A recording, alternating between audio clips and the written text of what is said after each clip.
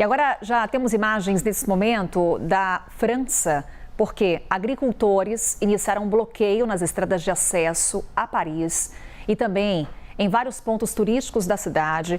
Protesto que começou ainda durante a madrugada por lá e que vem no momento em que há uma tentativa de conclusão do acordo Mercosul-União Europeia. Danilo Moliterno está aqui ao meu lado, já acompanhando não só essa movimentação lá na França, desses protestos que estão acontecendo dos agricultores, em meio a reuniões da União Europeia. Agora imagem ao vivo para você dessas manifestações. Olha os bloqueios sendo feitos, registradas há pouco lá da França, dessas manifestações, bloqueios. Repito, as manifestações começaram ainda durante a noite, madrugada, e se estendem agora nesse começo de quinta-feira também por lá. Ontem tivemos uma reunião entre integrantes da União Europeia, ministros da Agricultura da União Europeia, justamente para tentar destravar esse acordo. O que falamos sobre, Danilo, há anos é justamente o ponto relativo aos impactos ao setor da agricultura na Europa, que vem travando essas conversas, vem travando a finalização desse acordo. Tínhamos a expectativa de que fosse, de fato, finalizado em dezembro do ano passado, não aconteceu. E agora? Teve algum acordo? Tivemos avanços nessa reunião? Não é exagero, né, Carol, dizer que até aqui o que travou a assinatura desse acordo que é negociado há mais de 25 anos foi exatamente essa pressão dos agricultores franceses e também dos agricultores italianos. Então agora, os agricultores franceses, ao longo dessa última madrugada com esse novo protesto, dobram essa aposta. Como você bem disse, em dezembro a gente tinha a expectativa de que esse acordo pudesse ser assinado. A gente viu, contudo, como a gente vem mencionando, essa pressão dos agricultores franceses e italianos que levaram os governos da França, comandado por Emmanuel Macron, e da Itália, pela primeira-ministra Giorgia Meloni, a formar um bloco minoritário que conseguiu travar o acordo naquele momento. Havia expectativa de que a assinatura acontecesse em Foz do Iguaçu. Estive por lá e pude falar um pouquinho sobre a frustração das autoridades brasileiras com essa assinatura não acontecendo. Mas a gente saiu de Foz do Iguaçu com pelo menos duas mensagens importantes. Primeiro, uma carta enviada pela presidente da Comissão Europeia, Ursula von der Leyen, Comissão Europeia que é uma espécie de executivo, uma espécie de governo da União Europeia, ao presidente Lula, indicando que acreditava que a assinatura poderia acontecer em janeiro, e também um telefonema de Giorgia Meloni ao presidente Lula, indicando que acreditava que poderia virar o voto dos seus agricultores até janeiro e assim permitir que o Conselho Europeu, que é esse colegiado que reúne os chefes de Estado da União Europeia, pudesse dar o aval para a assinatura do acordo e então pudesse haver finalmente essa assinatura.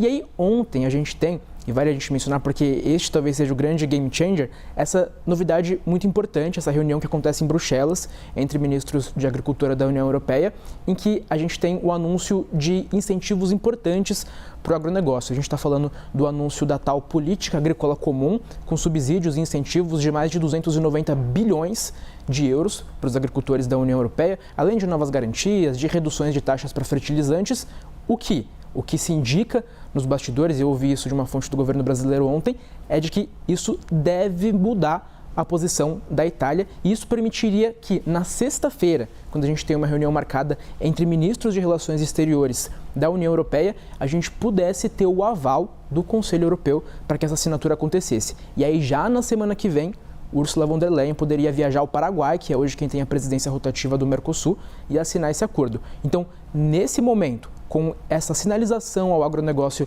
da União Europeia e a possibilidade disso poder virar o voto da Itália, há uma expectativa positiva de que finalmente esse acordo que é negociado há 25 anos possa sair. E aí, tudo isso explica esse grito de desespero dos agricultores franceses, que são dentro da União Europeia aqueles que fazem a maior oposição a esse acordo, a assinatura desse acordo, acreditam que seus negócios vão ser bastante feridos pela entrada dos produtos do Mercosul no continente e, portanto, dobram a aposta fazendo essa pressão e tentando impedir que a assinatura desse acordo aconteça agora em janeiro. Até mesmo Emmanuel Macron vem se posicionando de forma contrária. Sim. Ao lado do presidente Lula. Vale lembrar os encontros entre os dois chefes de Estado, com Emmanuel Macron dizendo que ali havia um ponto de divergência entre o governo brasileiro e o governo francês, justamente por conta dessa resistência que continua diante desses protestos lá na França nesse momento. Manifestações que começaram ontem devido a essa reunião entre os ministros reunião promovida pela União Europeia para tentar destravar o acordo entre o Mercosul e o bloco europeu.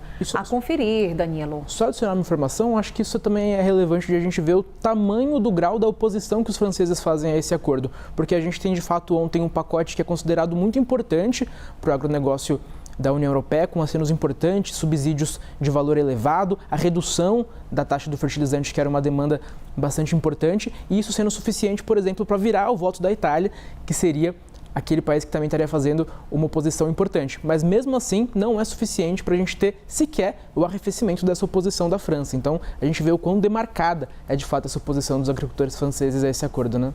França e Itália pesando bastante aí nesses entraves. Giorgia Meloni, como você coloca, já vinha sinalizando de forma positiva, mas Emmanuel Macron a conferir as atualizações. Manifestação, esses registros foram feitos durante a madrugada, mas ainda agora tem bloqueios por lá. A gente vai te atualizando também aqui na nossa programação.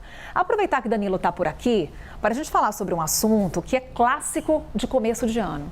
Muita gente começa o ano pensando o quê? Num novo emprego, em mudança, renovação, recomeço.